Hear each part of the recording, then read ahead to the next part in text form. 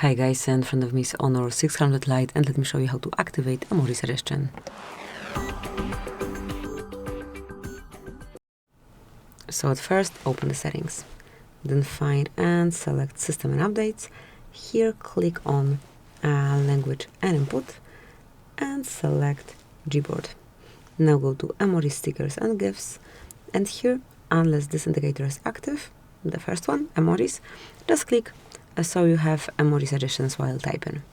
And once it is active, you can smoothly enter, for example, sun, and here you've got the emoji.